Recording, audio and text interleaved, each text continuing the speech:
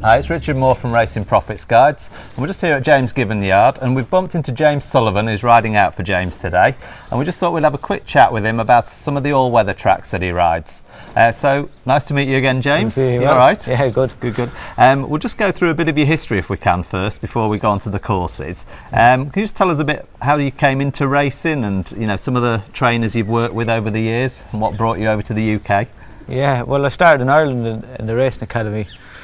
And had you always been riding before that? I'd run ponies, show jumping and things like that beforehand. I just went there for a year and learned about racing, then went to a yard in the Curragh in Kildare and worked there for 4 years. Who did you work for at the Curragh? A trainer called James Burns. Oh, right, yeah. I had about 10 winners in Ireland. Oh, right, good. And then all on the flat, or did you do any jumps racing? I did a bit of jump racing. I was only light. I was very light, so I had three rides over hurdles. It was just for experience, and I enjoyed it, but I stayed on the flat. Stayed on the flat, yeah. And then you came over here. How long ago did you come over here? Came over here about 3.5 years ago. And have you been a stable jockey with anybody, or have you sort of been freelance since you've been in the UK? Well, when I came over as an apprentice, I was signed up to Michael Easterby. Oh, right, yeah. And I gained a few contacts then with Ruth Carr and James Given and a few different trainers around Morton and that. And so that's sort of built up a few trainers for you to ride for. And that's mainly who you ride for now, is it? James, obviously, here, and Mick. Do you still ride for Mick Easterby? Yeah, still ride a bit for Mick Easterby and still for Ruth Carr. He had a couple of winners the other day for Ruth, didn't you? Yeah. At Thirsk, yeah.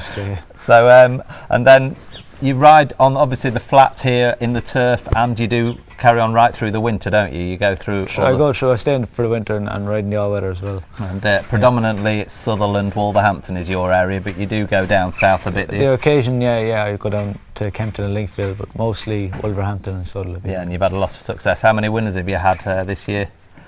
I've had 9 before on the all-weather, and then I've had 16 then for the whole year. So I've had 6 on the turf. 6 on the turf already. Yeah. That's very good.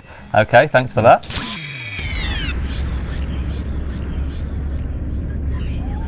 Okay, James, if we can talk a bit about some turf tracks now.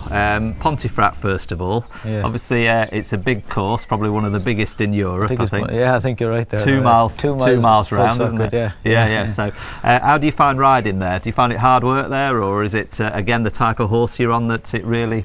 Yeah, it is hard work actually, because it's quite undulating as well. There's a lot of hills in it, and it's a stiff track. And it just depends on the horse. Real stare you really want for that, really. Some real stamina in it. Yeah. And what's the? Let's talk about the sprints then. First of all, the 5 and 6 furlong. They start on that back straight, and then they drop down into a dip. And there's a few dips, and then up from 3 furlongs up, it's uphill. All the way to the finish. It's sharp uphill to the bend, and then it sort of swings to the left. Is it quite a sharp bend, that bend, or is it a nice galloping It rides bend? pretty well though, because you're coming up a stiff hill, and then it's undulate, or it's gradual lift the whole way to the line as well, so it is quite stiff. So is there any sort of stall you'd prefer to be in when you're on one of the sprints to get in position, or is it? I think middle stall is probably the best. I think if you're not sort of just to get in behind them, or just handy way, and it's sort of. Yeah, it is. So you wouldn't necessarily hug that inside rail? You wouldn't hug the inside rail, no. You wouldn't, no. You'd be quite happy in the centre. Yeah, if you get on it, you seem to just come off a little bit on a straight anyway. Because watching races, they do seem to come down the middle of the track when they're coming down the home straight. They just seem to come off the rail. The way they swing off there, Yeah. And then you've got, obviously, the 5 and 6 are down there, and then round the corner you've got the mile, and it's quite a sharp bend into that. That first bend, that was quite sharp, especially over the mile distance, because you're going a bit faster. You just got to keep them balanced and get them on the right lead.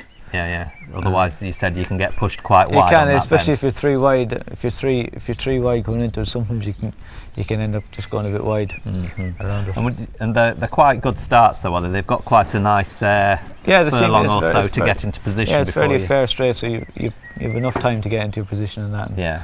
And the mile 4, I think that's coming downhill a bit, is it, into that bottom bend? Yeah, the mile 4 starts sort of slightly downhill, then into a bend, and then levels up. Yeah.